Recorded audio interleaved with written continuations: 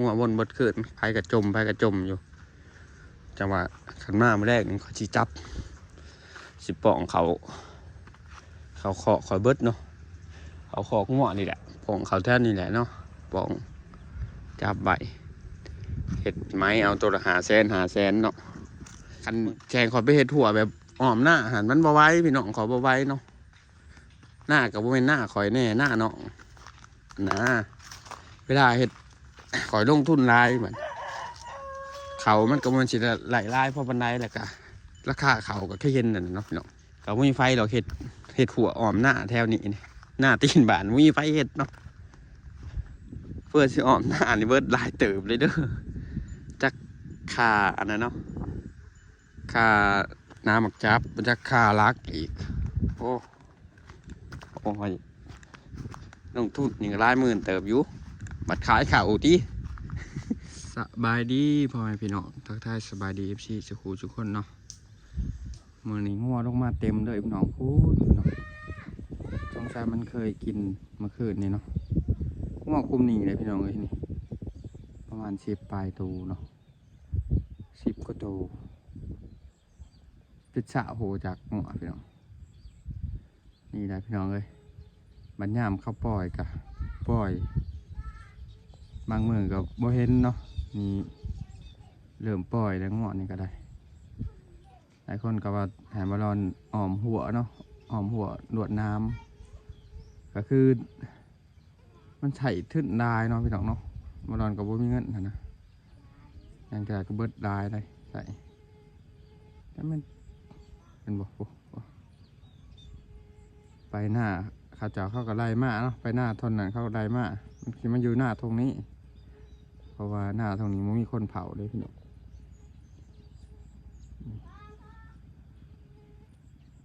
คันกังเว้นนี่ก็ยังว่าแค่แน่เนาะพี่น้องกังเว้นนะยังว่าเขาอยู่หน้าในเผาเลยนะในเบิ่งเลยเนาะหัวไฟฟ้าเขาก็พอได้เปิดเนาะเห็นงัวมากเขาพอได้เปิดกลางคืนนี่ดีเนาะพี่น้องมันมีไฟเผาไม่มีไฟเผาไม่มีไฟเบิ่งดิสามารถจะกินกลางคืนตอนนี้ไฟคือเปิดไฟไว้เนาะพี่น้องเราเบิ่งกันมันจีหานเขาใหม่บ่อันนี้คืองัวกุมใหม่เนาะพี่น้องงัวกุมใหม่หลายคนก็ว่าบ่ได้มีการปรับไม้กันบ่เนาะพี่น้องมีงัวมากินเขาจังซี่คันกลางคืนเนาะพี่น้องกลางคืนถ้าเฮาจับไหลฮะก็สามารถ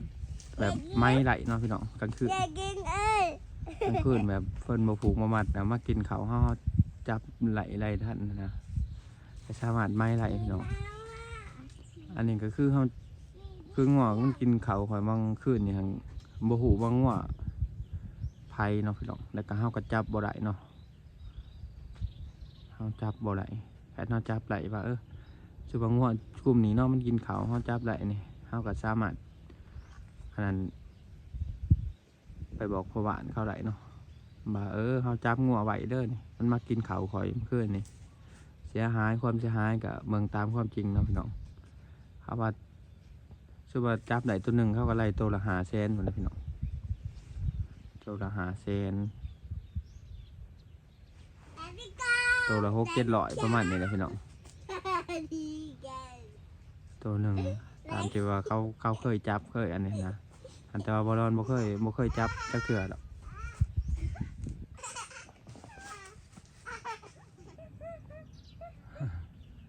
มุงหน้ามาทางนี่แหละพี่น้องมุงหน้ามาทางหน้าเฮาล่ะมาแล้วแม่น่าจะงัวกินมาขึ้นนี่โมเป็นงัวกลุ่มนี่พี่น้องแต่เป็นงัวกลุ่มใหม่แล้วงัวเจ้าใหม่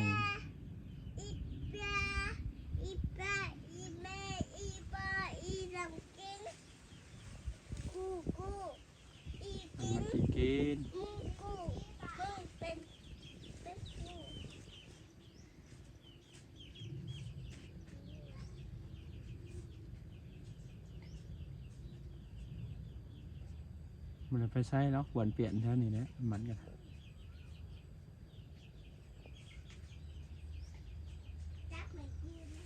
มันตกพี่น้องฝนตกตอนนี้เนาะ นตกโอ้ไฟฟ้าทำงานอยู่วะดิอย่ามาฝนตกแล้วไฟอันว่าแห้งเนาะ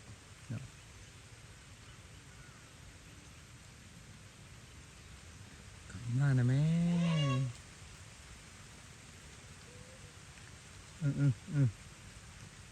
มานี่เจอแล้วไว้มอนึงเจอแล้วให้บ่ยังแห้งบันไดพี่น้องเลยมันตื่นบ่แห้งบันไดหมักลำตัวนี้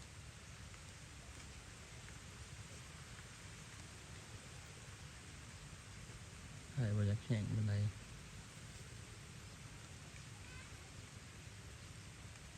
นี่มหานขึ้นมานี่ขึ้นมาแล้วนี่แปลกเลยได้ยินเสียงดังแห้งในตัวนี้มันต้องแบบถือจังๆเนาะพี่ดอกมันจังแบบแห้งมันจังดังแปลกต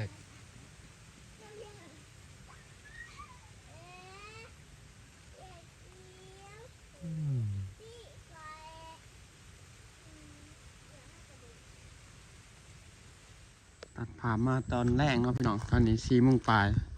บรรยากาศเมื่อนี้ก็คืมมืดเนาะพี่น้องแต่ว่าพ้นบ่ตกเนาะตกก็คือเนี่ยตกน้อยหนึ่งเนาะพี่น้องตกบ่พอสิได้อันเฮ็ดให้ดินเปียกดินยังได้พี่น้องเลยนี่ได้คือกลางเว้นจังซี่นี่ปล่อยโอเคอยู่เนาะพี่น้องแต่เพราะว่าคอยอยู่หน้านะคอยก็เห็นมาเฮาก็มาเปิดหัวไฟฟ้ามันก็บ่หานเข้ามาเนาะกลางคืนนี่ติเนาะพี่น้องแช่คอยมาเผานอนเผาเบิดคืนถึงเบิดมื้อเบิดคืนมันก็บ่ไหวติเนาะพี่น้องความหมายว่าแต่กลางเว้นนี่ก็อยู่หน้าเบิดมื้อเลยเนาะกลางคืนนี่สิบ่หันไปอยู่น้ำลูกน้ำเมียบ่เนาะพี่น้องเนาะก็มันหันแต่ว่ามื้อแรกนี่ขี่จอเบิ่งเนาะพี่น้องสิเบิ่งมื้อแรกนี่กับมันมานี่มาอีกเนาะขอสิได้ป้องเขานี่แล้วพี่น้องป้องเขานี่ค้างใบวันนี้อันนี้จับใบแต่วันนี้เฮาให้พ่อบ้านโทรบอกพ่อบ้านว่าเฮาจับงัวไว้เนาะเป็นงัวไผก็มาเอาเนาะกลางคืนเขาสามารถจับไหลพี่น้องเพราะว่าเขากับประกาศว่ากลางคืนนี่ยังกระหายคังเนาะพี่น้องเมื่อมาสีปล่อยสายขึ้นแนวนี้เนาะกลางคืนไผ่สิมาเผาเนาะพี่น้องมันก็ต้องผูกต้องมัดและผู้ใดเป็นเจ้าของสัตว์เลี้ยงคือคอยนี่แหละนี่คอยขนาดแม่คอยไปกินบักพริกเขาเนาะแบบแค่เด็กๆน้อยๆนะแม่เนี่ยมันกินเด็กๆน้อยๆเนาะเขาก็ยังอ้อมใบนี่บ่สื่อตนอกตะนางยังมาอ้อมใบแต่ว่าเรื่องเขานี่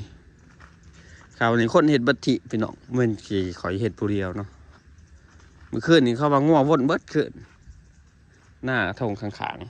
ๆแถวนี้เนาะเขาก็กำลังสีดำหน้ามันกินกะกินยังเขาง่ววนเบิดขึ้นไผกระจมอยู่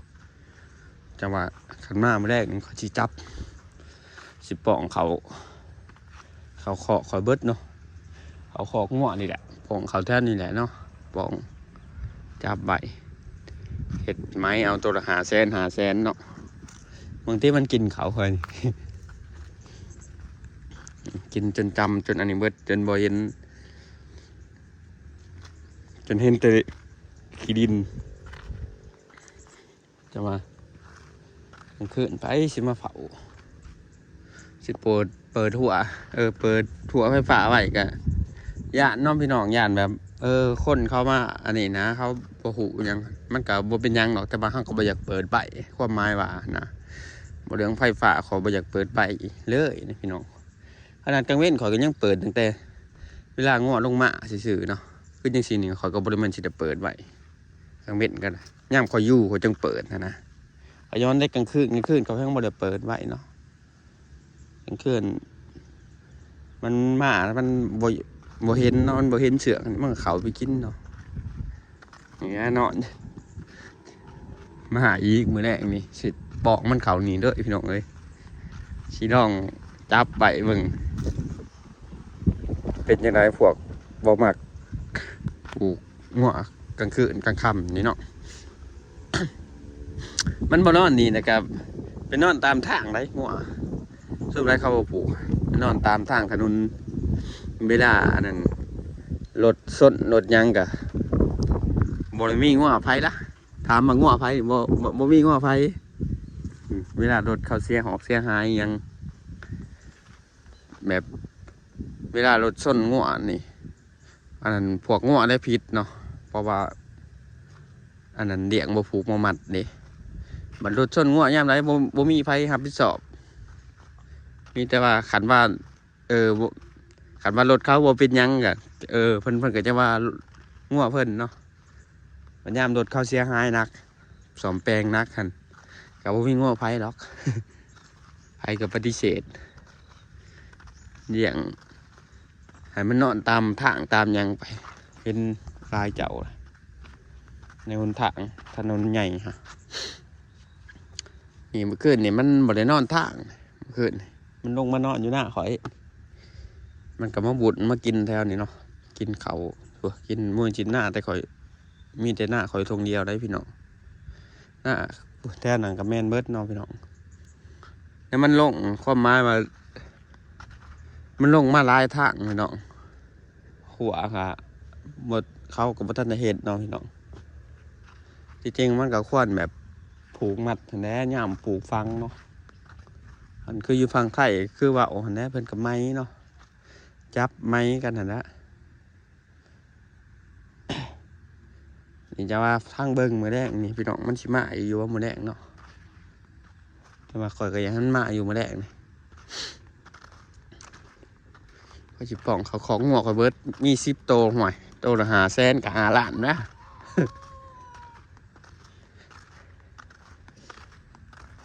บางทีฝนกับบ่ตกกลายมือพี่น้องโห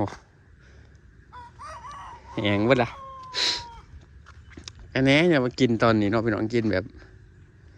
ตอนยังว่ามันป่งมาใหม่ก็ยังป่งได้เนาะ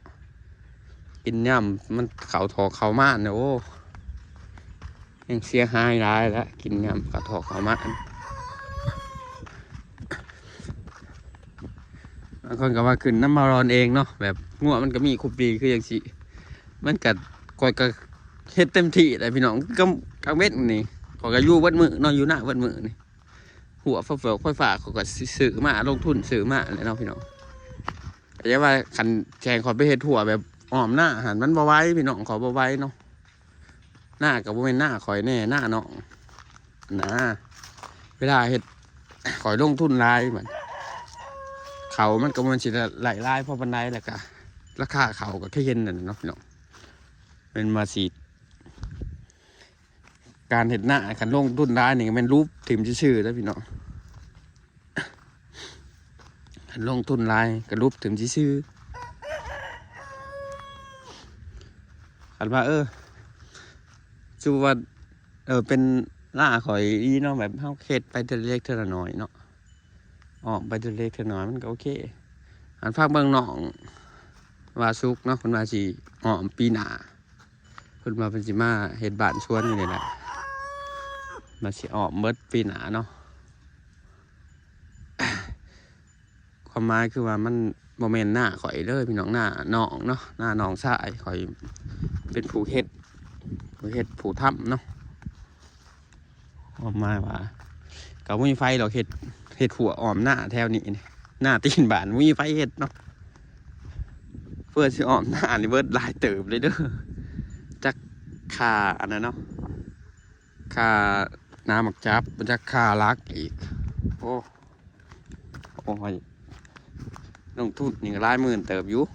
บัดขายข่าวที่ สิได้พอมือนี่คือปีกายนะแต่ข่าว40 กว่าสอบเนาะแต่ข่าวต้นปลายอันขายโล1 5,000กับ5 ล้านไรเงิน11,000เนาะปีกายเนี่ยเฮ็ดหน้าปี1ได้เงิน11,000ตามที่เขาเฮ็ดวันนี้ลงทุนอีกพอดีเจ้ากันข้อหมายว่าค่าแห้งบ่ไหลมันโมเมนต์ที่เขาแบบที่ไหลเป็นเม็ดเป็นหน่วยคือหน้าแสงได้พี่น้องหน้าปีนี่หน้าแสงยังว่าเอาลงทุนมันก็ยังมาไหลนะยังมาไหลนี่หน้าแสงหน้าปีนี่คือเบาจะลงทุนบานพูยเนาะ สื่อพูยมาใส่ลายบานไปเพราะว่าฝนบ่ตกก็จังซี่แล้วนี่แหงไปซื่อเนาะเฮาบ่อยากลงทุนไปเฮ็ดหัวเฮ็ดห่าวเบิดกันนะความหมายก็คือว่าบ่อยากให้ปล่อยยามกลางคืนนะกลางเว้นนั่นบ่ย่านเนาะกลางเว้นนั่นมันแนวอยู่หน้าเลยอยู่กลางคืนนี่ติก็สิประมาณนี้เนาะพี่น้องถาเบิ่งว่ามื้อแรกมันสิมาอยู่บ่กันมาแม่นคนสิได้ป้องเขานี่แหละป้องเขาสวนนี่เบิดนี่แหละ จะได้ขอบใจทุกคนที่คอมเมนต์เนาะพี่น้องที่คอมเมนต์ขอบคุณเพิ่นได้หลายเนาะคอมเมนต์ให้กำลังใจมากหมดลงคลิปไลฟ์ไปก็ไรพี่น้องพอกันอีพีหน้า